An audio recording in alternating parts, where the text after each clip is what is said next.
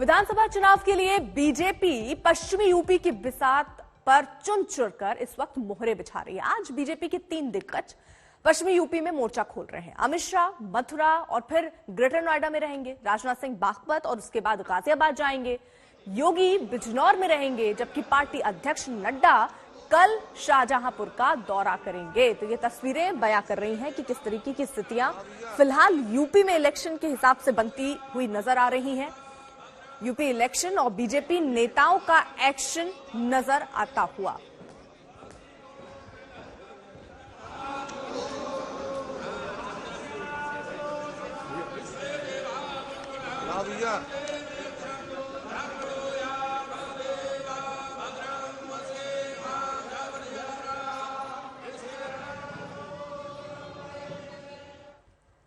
शाह, राजनाथ और योगी के आज के चुनावी कार्यक्रमों का पूरा ब्यौरा जरा आपको दिखाते हैं। अमित शाह देखिए सुबह 11:30 बजे मथुरा के बांके बिहारी मंदिर में दर्शन से अपने कार्यक्रम की शुरुआत करने वाले हैं और उसके बाद राजनाथ सिंह बागपत पहुंचेंगे 11:30 बजे। मतदाताओं के साथ वो चौपाल करेंगे। योगी आदित्यनाथ बिजनौर में 11 बजे अस्पताल का निरीक्षण करेंगे और मतदाताओं से सीधा संवाद भी वो करने वाले हैं। कुमार अभिषेक हमारे साथ, हमारे सहयोगी बांके बिहारी मंदिर के बाहर इस वक्त मौजूद है, जहां पर 11:30 बजे अमित शाह को पहुंचना है।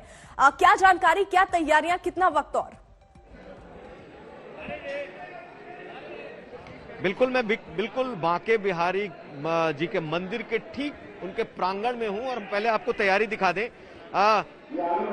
अमित शाह तकरीबन 11:30 के आसपास पहुंचेंगे और दर्शन करेंगे बांके बिहारी जी के, और बांके बिहारी जी के मंदिर के भीतर जहां पर वो दर्शन करने आएंगे हम उसकी तस्वीरें दिखा रहे हैं।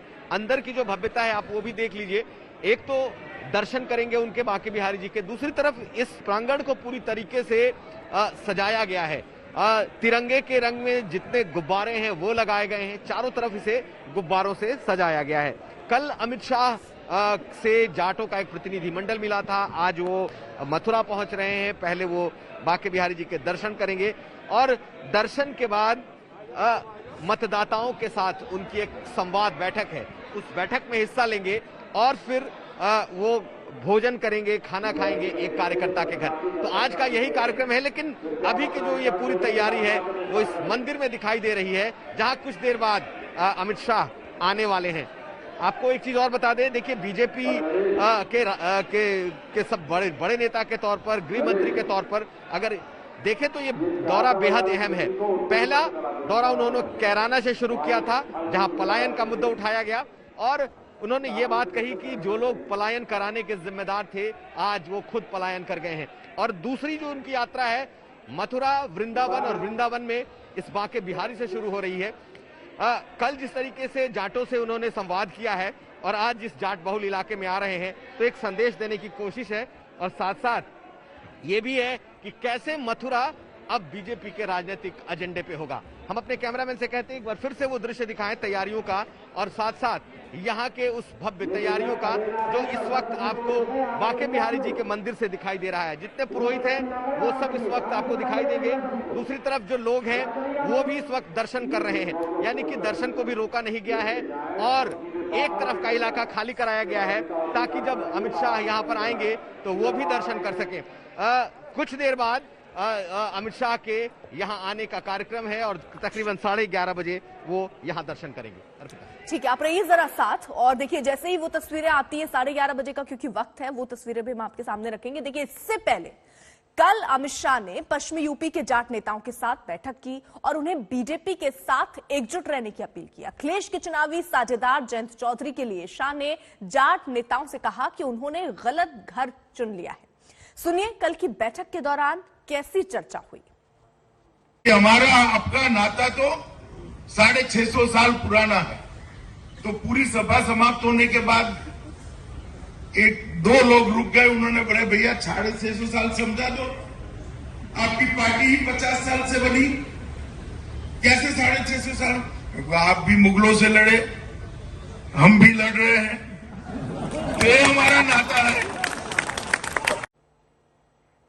अब बैठक में जो बात अमित शाह ने की वही बात बीजेपी के जाट नेताओं ने बाहर आकर मीडिया से कही और जयंत चौधरी को बीजेपी के साथ आने का खुला न्योता दे दिया। 2014 से अब तक ऐसे बहुत से मुद्दे आए हैं समाज के कि जब अमित शाह जी के पास गए, उन्होंने हमेशा हमारी बात सुनी है। क्या उन्होंने ये भी कहा, आपने भी कहा कि जयंत चौधरी ने घर जो है गलत चुन लिया है, अब अगली बार देख लेना, बात कर लेना, साथ आ जाएं। तो आपको उम्मीद है कि जयंत चुनाव बाद आपके साथ आ जाएंगे? देखिए, घर गलत चुनने का मतलब ये है कि जयंत लोकदल का जो कैडर है, अगर उनसे आप पूछेंगे क्या अखिलेश को मुख्यमंत्री स्वीकार करते हैं, तो वो भी स्वीकार नहीं करते। ये गठबंधन ऊपर का हुआ है, दिल्ली और लखनऊ, जमीन पे गठबंधन नहीं हुआ। बाकी राजनीति में भविष्य की संभावनाएं तो हमेशा खुली रहती हैं। सभी लोग संतुष्ट हैं और सभी बहुत ही खुश होकर यहाँ से गए हैं। सभी ने हाथ खड़ा करके समर्थन किया है। एक पंचायत में जब सारे व्यक्ति बैठकर पंचायत में हाथ खड़ा कर देते हैं और समर्थन कर देते हैं, और हमारा समाज तो इस बात के लिए जाना जाता है कि जहाँ पर खड़े हो जाते हैं तो वहाँ पे 500% अपनी ताकत भी लगाते हैं। तो सभी ने अपनी शिकायतें रखी, गृह मंत्री जी ने सबको बहुत ही ध्यान से सुना और सभी को विश्वास किया कि कभी ना कभी किसी न किसी समय सारी शिकायतों को दूर किया जाएगा। देखिए, जयंत चौधरी जी एक अच्छे युवा नेता हैं, एक अच्छे जिस परिवार का किसानों के लिए संघर्ष रहा उससे ताल्लुक रखते हैं, और इलेक्शन के बाद में संभावनाएं हैं और हमेशा हमारे दरवाजे उनके लिए खुले हैं। अभिषेक हमारे साथ, हमारे सहयोगी लगातार मौजूद हैं। अभिषेक, देखिए, अब वो सारी कोशिशें और वो रणनीति बनाई जा रही है कि किस तरीके से आगे कदम बढ़ाया जाए और कहां किस तरीके से निशाना साधा जाए, ये एक बड़ी कोशिश है और इसीलिए जाट नेताओं के साथ मीटिंग हुई। लेकिन क्या ये माने कि एक खुला ऑफर जो जयंत चौधरी को दिया गया वो तो उन्होंने इनकार कर दिया, लेकिन जो रणनीति अब वो बना रहे हैं उसमें थोड़ा लेट हो गए, देर हो गया। अगर जाटों को खुश करना था तो उसके लिए प्रयास और पहले से नहीं होने चाहिए? देखिए, मुझे तो लगता है कि ये टाइमिंग बिल्कुल सटीक रही। इस वक्त ऐसा है कि जयंत चौधरी निर्विवाद रूप से जाटों के सबसे बड़े नेता हैं। बीजेपी ने अपने तरफ से नेताओं की फौज खड़ी करने की कोशिश जरूर की है, लेकिन जब चुनाव करीब आ गए तो ये बात साफ दिखाई दे रहा है कि जाटों का एक बहुत बड़ा वर्ग जयंत चौधरी के साथ खड़ा है। टाइमिंग में सटीक इसलिए कह रहा हूं क्योंकि जिस तरीके से जाट बहुल इलाकों में एक तरीके से जयंत चौधरी को लोग इस वक्त अपना नेता मान रहे हैं, तो अमित शाह ने एक मैसेज उन्हें दे दिया कि ठीक है, आप गलत घर में गए हो, जो 2022 के बाद भी हमारा दिल, हमारा घर आपके लिए खुला है। तो जब हम गांव में घूम रहे हैं तो एक जो सहानुभूति अजीत सिंह के जाने के बाद जाटों में उपजी है, एक जो सहानुभूति जयंत चौधरी के प्रति है, कहीं ना कहीं उस सहानुभूति को अपने तरफ करने की बीजेपी की कोशिश है कि भले ही जयंत चौधरी इस वक्त समाजवादी पार्टी के साथ खड़े हैं, लेकिन बीजेपी का मानना है कि वो उनके अपने हैं और ठीक है, वो दूसरे घर चले गए, लेकिन 2022 के बाद वो हमारे साथ होंगे। तो मुझे लगता है कि टाइमिंग इस वक्त सटीक है, क्योंकि लोहा गर्म है और अब चुनाव होने हैं और जाटों को मनाने, जाटों को पटाने, उन तक मैसेज देने की बड़ी कोशिश है ये। ठीक है, आप नजर बनाए रखिए, क्योंकि देखिए 11:30 बजे अमित शाह भी पहुंचने वाले हैं वहीं पर जहां ये मौजूद है बांके बिहारी मंदिर में दर्शन करने। वो तस्वीरें भी हम आपको दिखाएंगे, लेकिन इस बीच एक बड़ी खबर। सफाई महोत्सव के बहाने यूपी के सीएम योगी आदित्यनाथ ने अखिलेश यादव पर निशाना साधा है। योगी ने एक ट्वीट किया और लिखा कि सफाई महोत्सव की लालसा रखने वाले अब इतिहास है, इतिहास रहेंगे। अब प्रदेश की पहचान दिव्य कुंड और भव्य दीपोत्सव से है। तो निशाना ट्वीट के माध्यम से योगी आदित्यनाथ, उत्तर प्रदेश के मुख्यमंत्री, सीधे तौर पर साधते हुए समाजवादी पार्टी पर।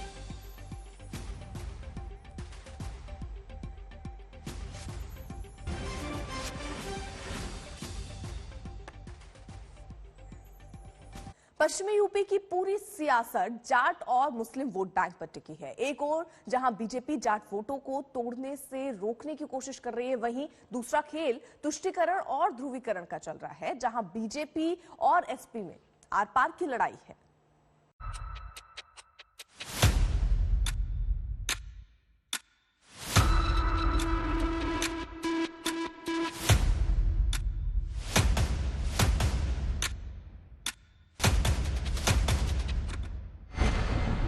ये पश्चिमी यूपी का सियासी मैदान है, जहां किसान मुद्दा है, मुजफ्फरनगर के दंगे मुद्दा है, कैराना का पलायन मुद्दा है, ध्रुवीकरण है, तुष्टीकरण है, हेट स्पीच है और धमकियां हैं। आप बेफिक्र रहो, सरकार बन रही है, इंशाअल्लाह इनको छोड़ेंगे नहीं। जिस तरीके से ये हमारे साथ जुल्म कर रहे हैं, इनसे बदला लिया जाएगा और इनको एहसास करा दिया जाएगा। आगे ये 100 बार सोचेंगे कि कैसे होता है, कैसे करना होते हैं। मेरे भाइयों, लड़ाई छोटी सी नहीं है।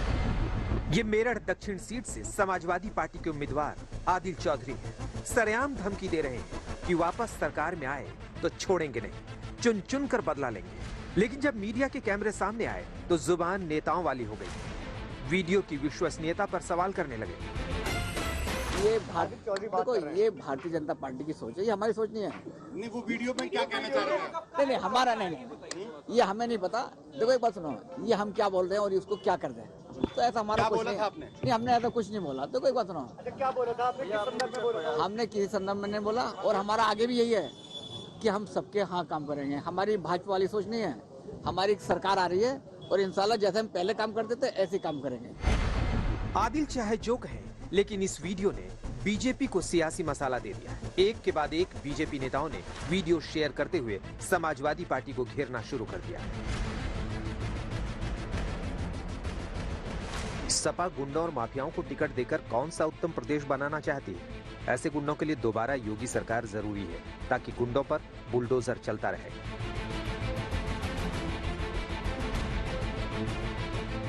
समाजवादी पार्टी तो मामले में चुप है, लेकिन कांग्रेस अब आदिल के बचाव में आ गई है। समाजवादी पार्टी का चेहरा बेनकाब करते हैं आदिल चौधरी जैसे लोग। आदिल चौधरी जैसे लोग, अभी समाजवादी पार्टी की सरकार नहीं आई है तभी इनके स्वर हैं। जरा कल्पना करिए कि अगर समाजवादी पार्टी की सरकार बन जाती है तो इनके स्वर कैसे होंगे। ये अपने पेशाब से चिराग जलवा देंगे, ये चुन चुन करके बदला लेंगे।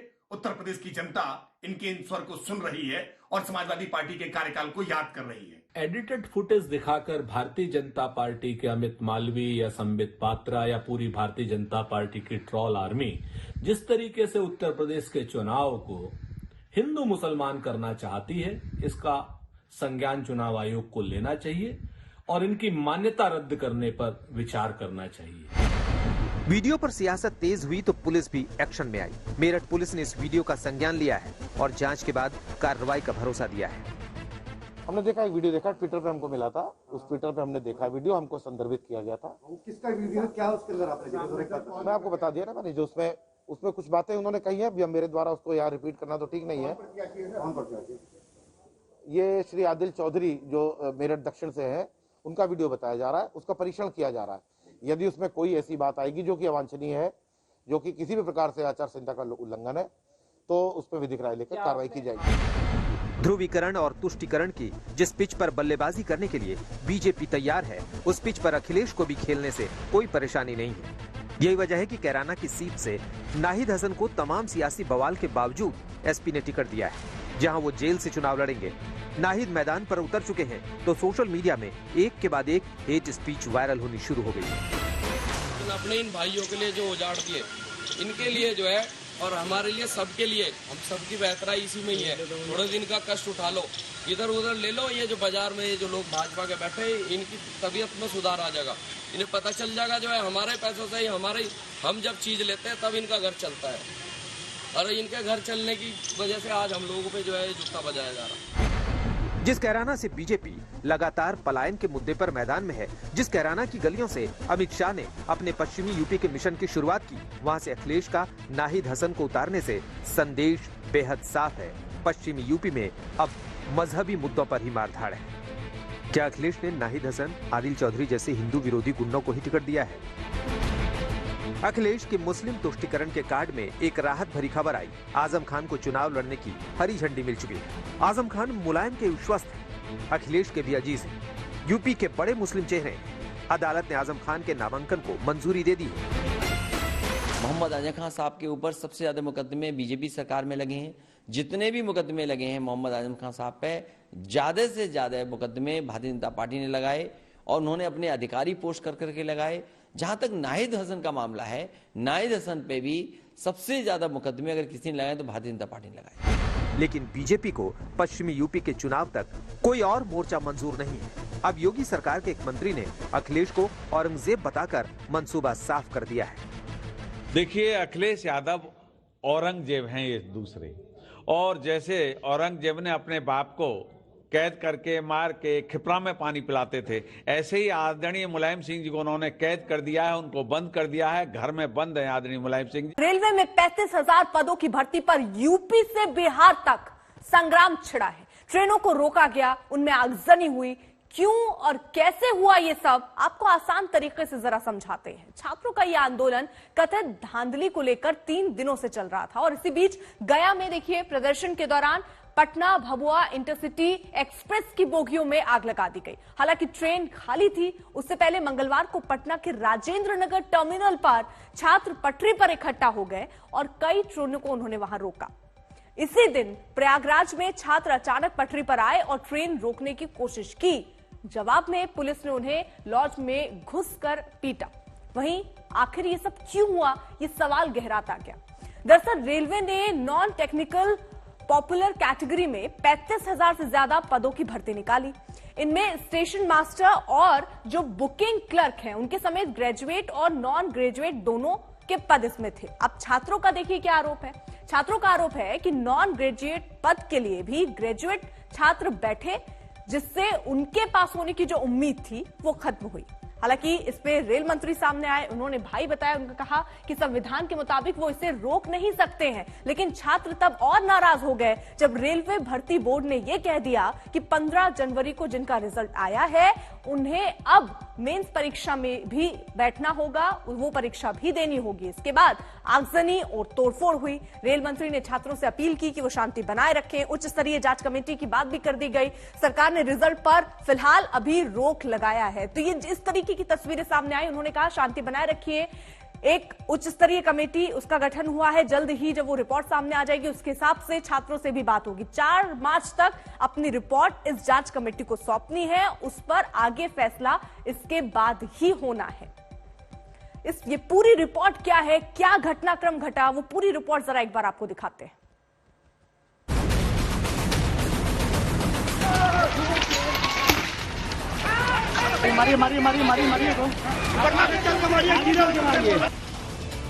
लगातार तीसरे दिन छात्रों के प्रदर्शन के बाद जाकर, एक नहीं 2 राज्यों में छात्रों के गुस्से के बाद जाकर, छात्रों को कानून तोड़ने के लिए मजबूर करने के बाद जाकर रेल मंत्रालय ने वो कदम उठाया जो पहले उठाना था।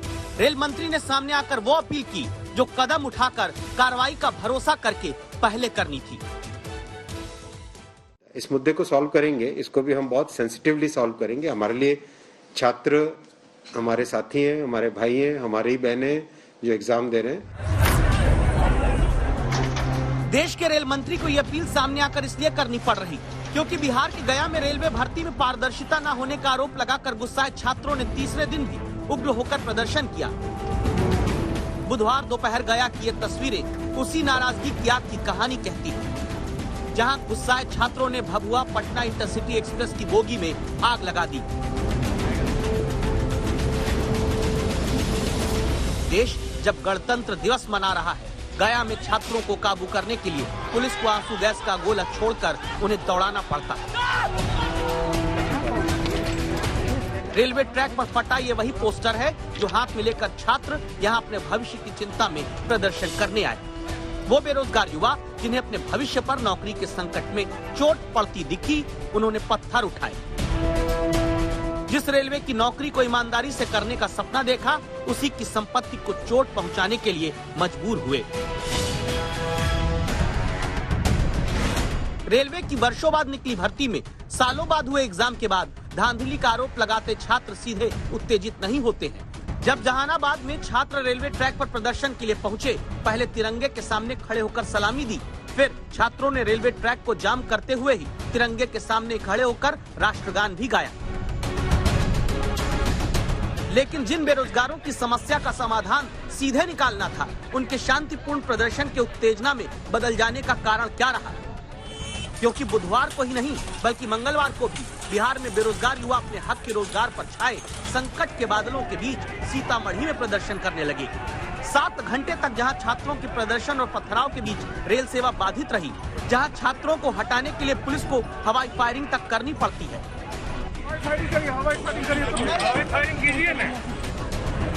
सरकारी नौकरी की चाहत रखने वाले जानते हैं कि अगर कोई गैर कानूनी काम में लिप्त हुए तो नौकरी मिलने से रही, फिर छात्रों के गुस्सा होने का कारण क्या सिर्फ रेलवे भर्ती में लग रहे अनियमितता के आरोप है, या फिर छात्रों के गुस्से का कारण ये रेलवे का फरमान भी बना जिसमें वार्निंग देते हुए कहा गया कि जो लोग प्रदर्शन कर रहे हैं उन्हें वीडियो के जरिए पहचान करके अभी और भविष्य में कभी भी रेलवे की नौकरी नहीं करने दिया जाएगा। जो समाधान का भरोसा देने छात्रों के प्रदर्शन के तीसरे दिन रेल मंत्री आए, जो छात्रों को भाई बहन, अपना बच्चा और देश का भविष्य बताया, क्या ये काम पहले नहीं होना चाहिए था? न कि समाधान निकालने का भरोसा देने की जगह सीधे वार्निंग ही देने का काम शुरू कर देना था। नतीजा ये हुआ कि जो आंदोलन दूसरे दिन संभाला जा सकता था वो तीसरे दिन तक जारी रहा। ये तस्वीरें आरा स्टेशन की, जहां आरा सासाराम ट्रैक पर सासाराम आरा डाउन फास्ट पैसेंजर ट्रेन में पत्थरबाजी हुई। ट्रेन की लास्ट बोगी को आग के हवाले कर दिया। नाराज बेरोजगार छात्रों को कानून हाथ में लेने के लिए मजबूर किया और फिर सख्त कानून का सहारा लिया जाने लगा।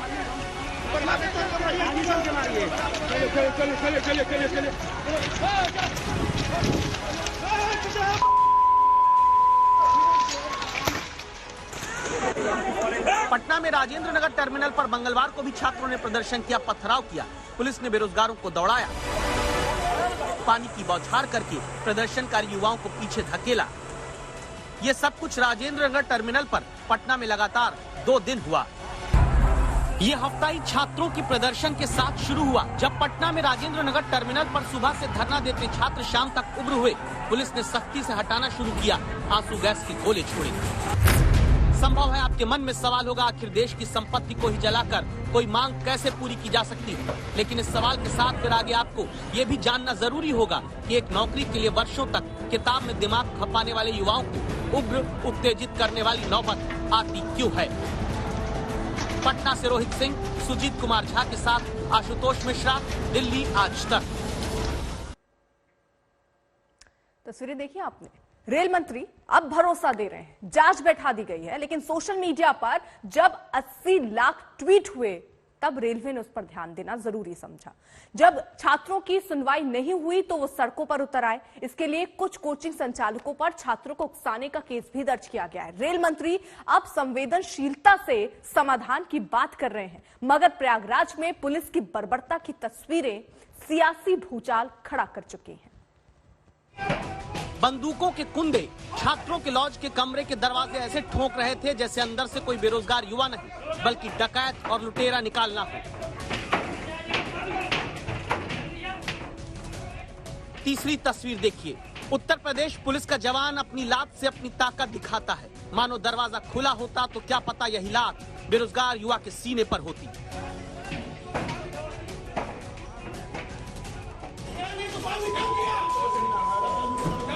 फिर जो दरवाजे से बाहर शांति से निकला उसे उत्तर प्रदेश में पुलिस की गालियां और लाठियां मिली।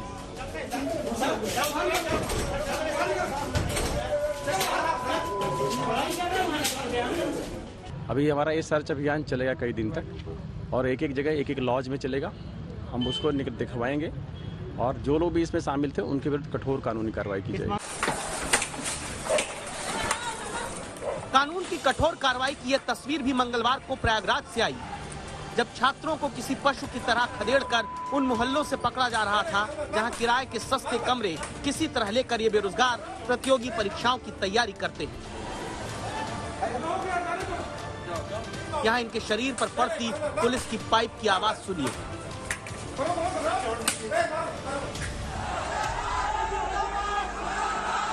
ये सारी नौबत मंगलवार को कैसे आई ये भी देखिए।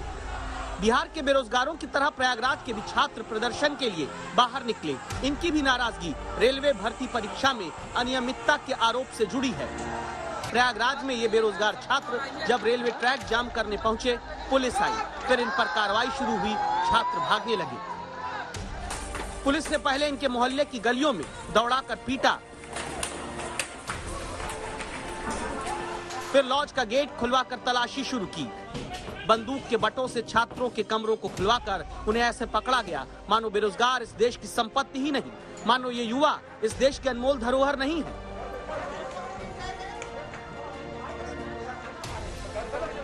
कोई बेरोजगार युवा ट्रेन रोकने की सोचकर गांवों से शहर में पढ़ाई के लिए नहीं आता। जिन्हें यूं अपराधी की तरह पकड़ा गया। मामला चुनावी राज्य का है तो पुलिस की कार्रवाई को उप मुख्यमंत्री केशव प्रसाद मौर्य भी गलत बताने लगे। पुलिस वालों पर कार्रवाई की बात कही। छात्र बिहार का हो या फिर बेरोजगार उत्तर प्रदेश का, क्या पुलिस की ऐसी कार्रवाई और रेलवे की वार्निंग ठीक है? यही सवाल आज तक संवाददाता आशुतोष मिश्रा ने रेल मंत्री से पूछा।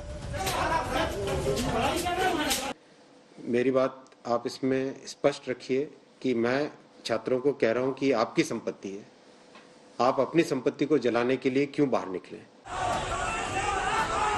रेल मंत्री की बात एकदम सही है। छात्र हिंसक आंदोलन क्यों करते हैं? लेकिन सवाल ये भी तो पहले उठता है कि आखिर छात्रों को हिंसक छोड़िए, अहिंसक आंदोलन करने की भी नौबत क्यों लाई जाती है? दिल्ली से आशुतोष मिश्रा के साथ पंकज श्रीवास्तव, प्रयागराज, आज तक। जब बिहार यूपी के शहरों से आगजनी और तोड़फोड़ की तस्वीरें आने लगी, तब रेल मंत्री अश्विनी वैष्णव ने छात्रों से शांति की अपील की।